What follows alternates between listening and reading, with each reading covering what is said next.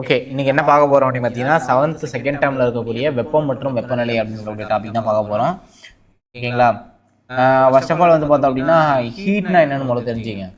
அதாவது வெப்பம் அப்படின்னா ஹீட்டு, வெப்பநிலை அப்படின்னா டெம்பரேச்சர். ரெண்டுமே வந்து பார்த்தீங்க அப்படின்னா வேற வேற. ஓகேங்களா? இப்போ எக்ஸாம்பிள் என்ன சொல்லணும் அப்படின்னா, ஒரு வாட்டர் எடுத்துக்குவோம். வாட்டர்ல வந்து பார்த்தீங்க அப்படின்னா மாலிக்யூல்ஸ் இருக்கும், அதாவது மூலக்கூறுகள் இருக்கும். ஓகேங்களா? இந்த மூலக்கூறுகளோட மொத்த இயக்காற்றல், ஓகேங்களா, மொத்த இயக்காற்றல் என்ன சொல்லுவோம் அப்படின்னா வெப்பம்னு சொல்லுவோம். ஓகேங்களா? அதே மூலக்கூறுகளோட சராசரி இயக்க ஆற்றலை வெப்பநிலைன்னு சொல்லுவோம். புரியுதுங்களா? இது வந்து தியரியா இப்படிதான் எக்ஸ்பிளேஷன் பண்ண முடியும். ஓகேங்களா? இன்னொரு விஷயம் என்ன அப்படின்னா, இப்போ குளத்துல தண்ணி இருக்கும், ஒரு சின்ன டம்ளர்ல தண்ணி எடுத்துக்கும்.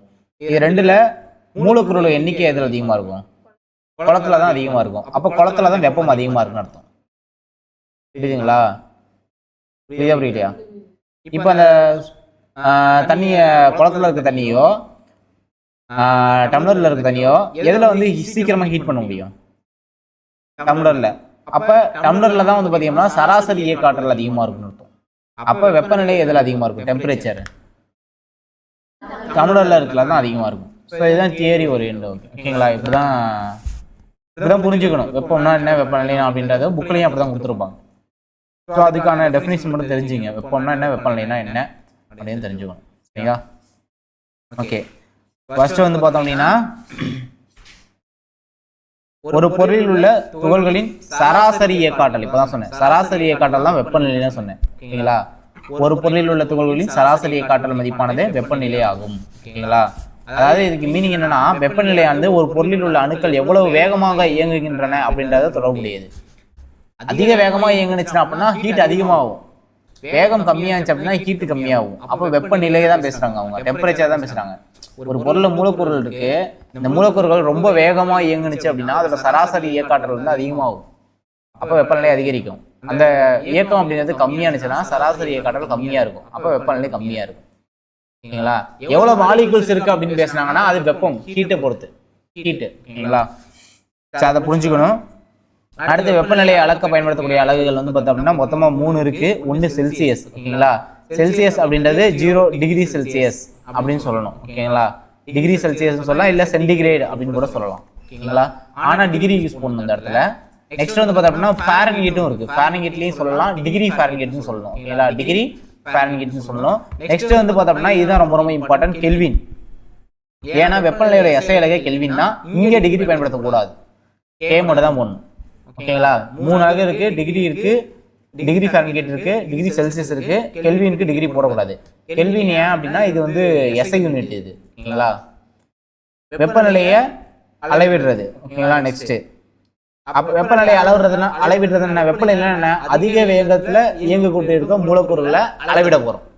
எவ்வளவு ஃபாஸ்டா இயங்குது அப்படின்றத அளவிட போறோம். அதுக்குதான் நம்ம என்ன பண்றோம் அப்படின்னா வெப்பநிலை மானியை பயன்படுத்துவோம். வெப்பநிலையை அளக்கக்கூடியது வெப்பநிலை மானி. ஓகேங்களா? அதாவது சிம்பிளா சொல்லணும் அப்படின்னா ஒரு வெப்பநிலை மானியில உள்ள திரவம் ஹீட்னால விரிவடையும். ஓகேங்களா? அதுதான் அந்த வெப்பநிலை மானியில பயன்படுத்தக்கூடியது, பாதரசம் பயன்படுத்துவோம். ஓகேங்களா? அதே டைம் வெப்பநிலை கம்மியானுச்சுன்னா அந்த பொருள் வந்து சுருங்க ஆரம்பிக்கும். ஓகேங்களா? அதான் குளிர்ச்சி அடையும் போது சுருங்குகிறது, திரவமானது வெப்பப்படுத்தும் போது விரிவடைகிறது. ஓகேங்களா? அப்ப திரவமும் வந்து பார்த்தோம் அப்படின்னா வெப்பத்தினால விரிவடையும் அப்படின்றத தெரிஞ்சுக்கணும். திண்மமா இருந்தாலும் விரிவடையும், திரவமா இருந்தாலும் விரிவடையும், வாயுவா இருந்தாலும் விரிவடையும் வெப்பத்தினால. ஆனா அதிகமா எதுல விரிவடையும் அப்படின்னா வாயுவுல தான் விரிவடையும். ஓகேங்களா? அதையும் தெரிஞ்சுக்கணும். அடுத்து பார்ப்போம். அடுத்து வெப்பநிலை மானி. ஓகேங்களா? அதாவது திரவங்களால் வெப்பத்தினால் ஏற்படும் விளைவுகளை நம்ம வாயுக்களிலும் காணப்படும். ஏன்னா வாயுக்கள்லாம் அதிகமா விரிவடையும். வாயுக்களை வெப்பப்படுத்துறோம் அப்படின்னா திரவத்தை கம்பேர் பண்ணும்போது திண்மத்தை கம்பேர் பண்ணும்போது அதிகமா விரிவடையும். ஓகேங்களா? நெக்ஸ்ட் வெப்பநிலை மானி. வெப்பநிலையை அளக்க பயன்படுத்தக்கூடிய கருவி அப்படின்றது வெப்பநிலை மானி. ஓகேங்களா? அப்ப இந்த வெப்பநிலை மானியில என்ன திரவம் பயன்படுத்துவாங்க அப்படின்னு பாத்தீங்கன்னா பாதரசம், ஆல்கஹால் பயன்படுத்துவாங்க. பாதரசம் அப்படி இல்லைன்னா ஆல்கஹால் பயன்படுத்துவாங்க. ஓகேங்களா? ஏன் அப்படின்னா வெப்பநிலைகள்ல மாற்றம் ஏற்பட்டாலும் அவை திரவ நிலையிலேயே தொடர்ந்து காணப்படுகின்றன. ஒரு சில திரவத்தெல்லாம் நம்ம ஹீட் பண்ணோம் அப்படின்னா அது வாயு ஆயிடும். ஓகேங்களா? ஆனா பாதரசமும் ஆல்கஹாலும் வாயு ஆகாது. ஓகேங்களா? ஸோ அதனாலதான் என்ன பண்றோம் அப்படின்னா நம்ம திரவ நிலையிலே தொடர்ந்து இருக்கிறதுனால நம்ம வந்து வெப்பநிலை மானிகள்ல பயன்படுத்துறோம். ஓகேங்களா?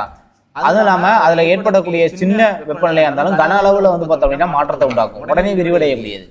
லைட்டா நம்ம வெப்பப்படுத்தினாலும் என்னது உடனே வந்து டக்குன்னு விரிவடையும். ஓகேங்களா? ஸோ அதனால நம்ம அதை வந்து பயன்படுத்துறோம். ஓகேங்களா? நெக்ஸ்ட் பார்ப்போம். நெக்ஸ்ட் வேற என்ன அப்படின்னா பாதரசத்தோட பண்புகள். ஓகேங்களா? நெக்ஸ்ட் பாதரசத்தோட பண்புகள், அதுக்கப்புறம் ஆல்கஹாலோட பண்புகள். ஓகேங்களா? ஃபர்ஸ்ட் பாதரசம் பார்ப்போம். பாதரசம் வந்து அப்படின்றது சீராக விரிவடையக்கூடியது. அதாவது ஒரே அளவு வெப்ப மாற்றத்திற்கு அது நீளத்தில் ஏற்படும் மாற்றமும் ஒரே அளவுடையதா இருக்கும், சீராக விரிவடையக்கூடியது. ஓகேங்களா? இது வந்து ஒளி ஊடுருவாது மற்றும் பளபளப்பாக இருக்கும். பாதரசத்துல பார்த்துருக்கீங்க, அதாவது வெப்பநிலை மானியில பார்த்துருப்பீங்க, ஸ்கூல்லலாம் நீங்க பயன்படுத்தியிருப்பீங்க, அதுல இருக்கும். ஏன்னா இப்போ வரதெல்லாம் டிஜிட்டல், இதை சொல்ல முன்னாடி உள்ளது சொல்றேன். அது வந்து ஒளி ஊடுருவாதா இருக்கும், பளபளப்பானதா இருக்கும். ஏன்னா அப்பதான் நம்மளால கரெக்டா மெஷர்மெண்ட் பார்க்க முடியும். அடுத்து கண்ணாடி குழாயோட சுவர்ல ஒட்டாது இது. ஓகேங்களா? வெப்பத்தை நல்லா கடத்தும். ஏன்னா வெப்பத்தை நல்லா கடத்துறதுனாலதான் அது விரிவடையுது. அது மூலமா தான் நம்ம மெஷர்மெண்ட் எடுக்கிறோம். சரிங்களா? இது அதிக கொதிநிலை அப்படின்னா 357 டிகிரி செல்சியஸ், குறைந்த உறைநிலை அப்படின்னா 39 டிகிரி செல்சியஸ். ஓகேங்களா? அதிக நெருக்கத்திலான வெப்பநிலைகளை அளக்க பாதரசம் பயன்படும். ஏன் அப்படின்னா 357 டிகிரி செல்சியஸ் வரையும் இது வந்து பார்த்தோம் அப்படின்னா கொதிநிலையுடையது. ரைட்டா? அதனால இது வந்து அதிக வெப்பத்தை வந்து அளக்கிறதுக்கு பயன்படுத்துவாங்க. ரைட்டா? அடுத்து ஆல்கஹாலோட பண்புகள்னு எடுத்துட்டோம் அப்படின்னா 100 டிகிரி செல்சியஸ் உறைநிலையை கொண்டது. -100 டிகிரி செல்சியஸ் தான் உறைநிலையை கொண்டதான். அதாவது ஐஸ் கட்டியே உறையும்பா, -100 டிகிரி செல்சியஸுக்கு போனாதான் ஐஸ் கட்டியே உறையும்.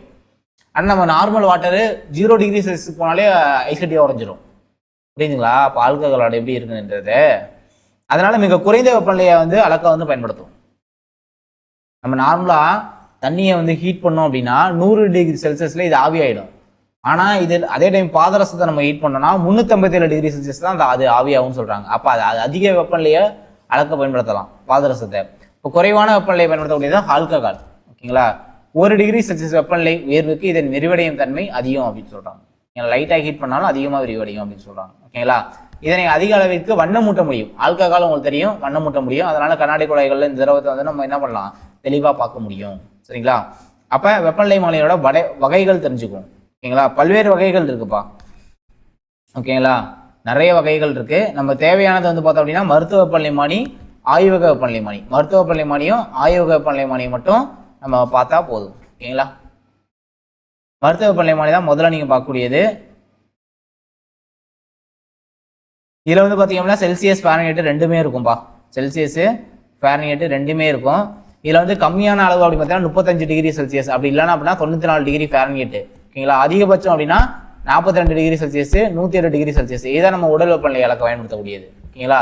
செல்சியஸும் இருக்கும், அதே டைம் வந்து பார்த்தோம் அப்படின்னா ஃபாரன்ஹீட்டும் இருக்கும், ரெண்டுமே இருக்கும். ஓகேங்களா? மருத்துவ வெப்பநிலை மானில ரெண்டுமே இருக்கும், ரெண்டுமே பார்க்கலாம். ஓகேங்களா? ஆனா மனிதரோட அந்த வெப்பநிலை அப்படின்றது ஃபாரன்ஹீட்ல தான் சொல்லுவாங்க மேக்ஸிமம். சரிங்களா? 35, 42, 35 to 42 செல்சியஸ்ல சொல்லணும்னா. ஃபாரன்ஹீட்ல சொல்லணும் அப்படின்னா 94 to 108 ஃபாரன்ஹீட்ல சொல்றது. ஓகேங்களா? நெக்ஸ்ட் வந்து பார்த்தோம் அப்படின்னா இந்த மருத்துவ வெப்பநிலை மானியை பயன்படுத்துறதுக்கு முன்னாடி நம்ம என்னென்ன பண்ணணும் அப்படின்றத சொல்றாங்க. வெப்பநிலை மானியை பயன்படுத்துறதுக்கு முன்னாடி கிருமி நாசினி திரவத்தால நல்லா கழுவணும். பாதரச மட்டத்தை வந்து கீழே கொண்டு வரதுக்காக நம்ம என்ன பண்ணணும், வெப்பநிலை மானியை உதறணும். ஏன்னா அந்த பாதரசம் கீழே வரணும்ல, ஸோ அதனால அதை வந்து உதறணும். அளவிட தொடங்குறதுக்கு முன்னாடி பாதரசம் மட்டும் அப்படிங்கிறது 35 டிகிரி செல்சியஸ் அப்படி இல்லைன்னா 94 டிகிரி ஃபாரன்ஹீட்டுக்கு கீழே தான் இருக்கணும். அப்போதான் நம்ம மெஷர்மெண்ட் பண்றப்ப கரெக்டான வேல்யூ கிடைக்கும். ஓகேங்களா? நெக்ஸ்ட் வந்து பார்த்தோம் அப்படின்னா வெப்பநிலை மானியை குமிழ் பகுதியில் வந்து வெப்பநிலை மானியை பிடிக்கக்கூடாது. ஏன்னா நம்ம கையோட டெம்பரேச்சர் எடுத்துரும். இந்த குமிழ் பகுதியை பிடிச்சோம் அப்படின்னா அதோட டெம்பரேச்சர் தான் எடுக்கும். ஓகேங்களா? உங்க கண்ணுக்கு நேராக வச்சு தான் பார்க்கணும். ஏன்னா கண்ணுக்கு நேராக வச்சாதான் அளவு கரெக்டாக தெரியும். சரியா? வெப்பநிலை மானியை கவனமாக கையாளணும். கடினமான பரப்பின் வெப்பநிலை மானி மோதினா அது உடஞ்சிரும். அதெல்லாம் நமக்கு ஜெனரலாக தெரிஞ்சது தான். வெப்பநிலை மானி எரியக்கூடிய பொருளுக்கு அருகிலோ இல்லை நிறைய சூரிய ஒளியிலோ வைக்கக்கூடாது. ஏன்னா அதோட டெம்பரேச்சர் அது எடுத்துக்கும். சரிங்களா? அதனால வைக்கக்கூடாது. அடுத்து நெக்ஸ்ட் ஆய்வக வெப்பநிலை மானி. ஓகேங்களா? மருத்துவ வெப்பநிலை மானியை காட்டிலும் அதிக மதிப்பு கொண்ட வெப்பநிலையினை அளக்க இதை பயன்படுத்துவாங்க, ஆய்வக வெப்பநிலை மானியை. ஓகேங்களா? ஏன்னா அது வந்து மனிதர்களோட இதை தான் மருத்துவ வெப்பநிலை மானியை பயன்படுத்துவாங்க. இதை ஆய்வக வெப்பநிலை எல்லாத்தையும் பயன்படுத்துவாங்க. சரிங்களா? கண்ணாடி தண்டும் குமிழும் மருத்துவ வெப்பநிலை மானியை காட்டிலும் பெருசா இருக்கும். இதுல எல்லாமே பெருசா இருக்கும்பா. சரிங்களா? அடுத்து வந்து பார்த்தோம் அப்படின்னா இதுல வந்து -10 டிகிரி செல்சியஸ்ல இருந்து 110 டிகிரி செல்சியஸ் வரையுமே இருக்கும். ஓகேங்களா? அப்புறம் அந்த குமிழ் வந்து இதுல காணப்படாது, மேலும் குறுகிய வளைவு காணப்படாது. இதை உதற வேண்டிய கட்டாயம் இருக்காது. சரிங்களா? இதுல வந்து உதற வேண்டிய கட்டாயம் இருக்காது. நெக்ஸ்ட் இதை நம்ம பயன்படுத்தணும் அப்படின்னா என்ன பண்ணணும்னா வெப்பநிலைமானியை அளவிடும் போதும் வெப்பநிலைமானியை சாய்க்காம வச்சிருக்கணும். இதை பொறுத்தளவு என்னது, சாய்க்காம வச்சிருக்கணும். ஓகேங்களா, இந்த டிஃப்ரென்ஸ்லேயே தெரிஞ்சிடும் பாருங்களேன். இது ஒன்று பார்த்தா போதும், இந்த பாக்ஸ் ஒன்று பார்த்தா மருத்துவ வெப்பநிலைமானிக்கும் ஆய்வக வெப்பநிலைமானிக்கும் உள்ள டிஃப்ரென்ஸ் நமக்கு நல்லா தெரிஞ்சிடும். பாக்ஸில் எந்த கொஸ்டின் வரும். ஓகேங்களா, ஓகே. மருத்துவ வெப்பநிலை 35லேருந்து 42 டிகிரி செல்சியஸ் வரையும் இருக்கும். இங்கே 94 டிகிரி ஃபாரன்ஹீட்லேருந்து 108 டிகிரி ஃபாரன்ஹீட் வரையும் இருக்கும். இங்கே -10 டிகிரி செல்சியஸ்லேருந்து 110 டிகிரி செல்சியஸ் வரையுமே இருக்கும். ஓகேங்களா, இந்த மருத்துவ பாதரச மட்டமானது தானாகவே கீழே இறங்காது. நம்ம என்ன பண்ணணும், அதை உதறனா தான் கீழே இறங்கும். குறுகிய வளைவு இருக்காது, அதனால தானா கீழே இறங்கிடும். கைகளுக்கு அடியில் இருந்தோ அல்லது வாயிலிருந்தோ வெப்பநிலைமானியை எடுத்த பிறகுதான் அளவிடணும். ஓகேங்களா, ஆனா இங்க எடுக்கலாம் தேவையில்லை, அப்படியே வச்சு தான் அளவிடணும். ஓகேங்களா, திரவம் அப்படின்னா வேறு ஏதேனும் பொருள் அந்த வெப்ப மூலத்தில் இருக்கும் நிலையிலேயே அளவீடானது எடுக்கப்படுகிறது. ஏன்னா வளைவு கிடையாது இதுல, ஸோ அதனால அதை வச்சு அப்படியே எடுக்கணும். அதான் பாதரசத்தை இங்க வந்து உதறணும்னு சொல்லுவாங்க. இங்க உதற வேண்டிய கட்டாயம் இருக்காது. உடல் வெப்பநிலையை அளக்க பயன்படுத்தப்படுகிறது. இது ஆய்வகத்துல பல்வேறு பொருட்களை வெப்பநிலையை அளக்க பயன்படுத்தக்கூடியது. சரிங்களா, இப்போ வந்து டிஜிட்டல் வெப்பநிலைமானியை வந்து பயன்படுத்துறதா இப்போ சொல்லியிருக்காங்க. அதை மட்டும் நோட் பண்ண போதும். பாக்ஸ் வந்துருங்க. பாக்ஸ் கொஸ்டின் பாயிண்ட் ஆஃப் வியூல கேட்பாங்க. மனிதர்கள் வெவ்வேறு உடல் வெப்பநிலையில் பெற்றுள்ள போதிலும் அவரோட சராசரி உடல் வெப்பநிலை 37 டிகிரி செல்சியஸ். ஃபாரன்ஹீட் சொன்னா 98.6 டிகிரி ஃபாரன்ஹீட் மனிதர்களோடது. சரிங்களா, இது நோட் பண்ணிக்கணும்ப்பா. ஒவ்வொருவரும் ஒரே மதிப்பிலான வெப்பநிலையிலே நாள் முழுவதும் பெற்று இருப்பதில்லை. நாம் செய்யும் வேலைகளுக்கு ஏற்பவும் புற சூழலுக்கு ஏற்றது போலவும் நமது உடல் வெப்பநிலையானது நாள் முழுவதும் சிறிது உயர்வும் தாழ்வுமாக இருக்கும் எப்பயுமே. சரியா,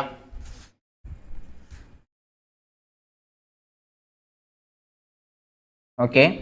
அடுத்து பார்ப்போம். இதில் தான் வெறும் ஸ்டோரி தான்ப்பா, வேற எதுவுமே இருக்காது. சரிங்களா, டிஜிட்டல் வெப்பநிலைமானினா என்ன அப்படின்றத தெரிஞ்சுங்க, அவ்வளோதான்.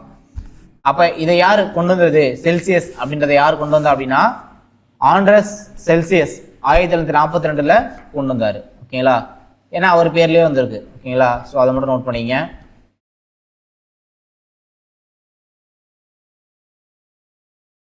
அவர் கண்டுபிடிச்சதுனால செல்சியஸ் என அழைக்கப்படுகிறது. ஓகேங்களா, நெக்ஸ்ட் 0 டிகிரி செல்சியஸ்லேருந்து 100 டிகிரி செல்சியஸ் மதிப்பாக இருக்கும். ஏன் அப்படின்னா 0 டிகிரியில தான் வந்து பார்த்தோம்னா நீரோட உறைநிலை, 100 டிகிரி செல்சியஸ் அப்படின்றது நீரோட கொதிநிலை அப்படின்னு தெரிஞ்சுங்க. சென்டம் அப்படின்னா 100 அப்படின்ற மதிப்பானது கிரேடஸ் அப்படின்ற படிகள் என்பதனை குறிக்கும்னு சொல்றாங்க. ஓகேங்களா, சென்டிகிரேட் அப்படின்னு சொல்லுவாங்க. அடுத்து ஃபாரன்ஹீட். ஃபாரன்ஹீட்டை பொறுத்தளவு 32 டிகிரி ஃபாரன்ஹீட்ல தான் நீரோட உறைநிலை. கொதிநிலை அப்படின்னா 212 டிகிரி ஃபாரன்ஹீட். ஓகேங்களா, ஸோ இது மட்டும் நோட் பண்ணா போதும். இதை கொண்டு வந்தது யார் அப்படின்னா டேனியல் கேப்ரியல் ஃபாரன்ஹீட், அவர் பேர்லயே இருக்கும். அடுத்து வில்லியம் லார்டு கெல்வின், இவர் பேர்ல தான் பார்த்தீங்கன்னா கெல்வின் அலகு முறை வந்து வந்தது. ஓகேங்களா, அடுத்து இங்கே இதை நோட் பண்ணிங்கப்பா. சிறும பெரும, அதாவது பெரும சிறும வெப்பநிலை, ஒரு நாளின் அதிகபட்ச குறைந்தபட்ச வெப்பநிலையை அளக்க பயன்படும் வெப்பநிலைமானியானது பெரும சிறும வெப்பநிலைமானின்னு சொல்லுவாங்க. ஓகேங்களா, அடுத்து எஸ்ஐ அளவீட்டு முறையானது கே அப்படின்ற எழுத்துல வந்து குறிப்பிடுவாங்க. இதை தான் தனிச்சுழி வெப்பநிலைன்னு சொல்லுவாங்க. ஓகேங்களா, தனிச்சுழி வெப்பநிலையிலிருந்து இதன் அளவீட்டு முறையில் மதிப்புகள் தொடங்குறதுனால தனிச்சுழி வெப்பநிலைமானி அப்படின்னு சொல்லுவாங்க. ஓகேங்களா, தனிச்சுழி வெப்பநிலைமானி. ஓகேங்களா, சரி நெக்ஸ்ட் பார்ப்போம். ஃபாரன்ஹீட்டை எப்படி செல்சியஸா மாத்துறதுன்னு கொடுத்துருக்காங்க பாருங்க. ஃபாரன்ஹீட்டை எப்படி செல்சியஸா மாத்துறதுன்னா ஒன்றுல இந்த ஃபார்முலா மட்டும் நோட் பண்ணா போதும். F-32 C டிவைடட் பை செல்சியஸில் 100 வரையும் இருக்குமா, ஃபாரன்ஹீட்டில் 180 வரையும் இருக்கும்.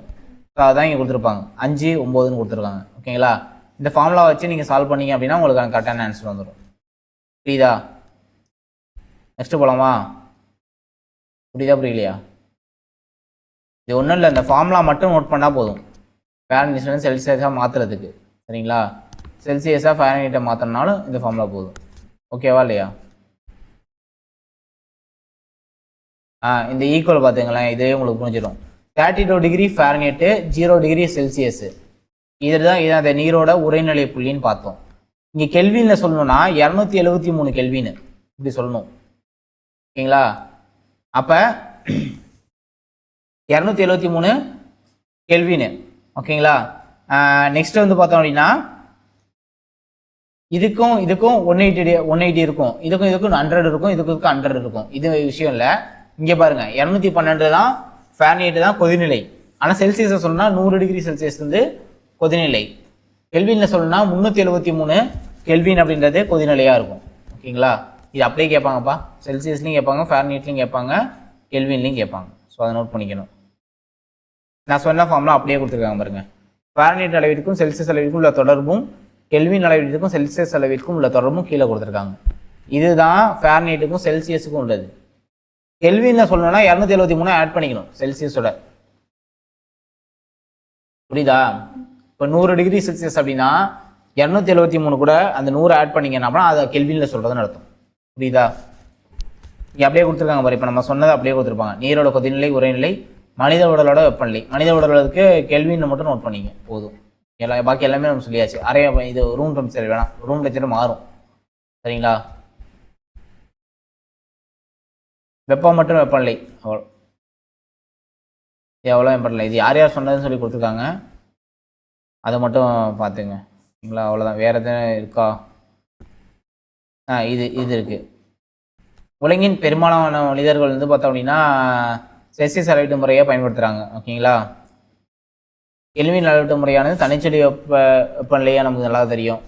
அதை விட 1 டிகிரி செல்சியஸ் அப்படின்றது 1 கெல்வின் அப்படின்ற மாறுபாடு வந்து கரெக்டாக இருக்கும்.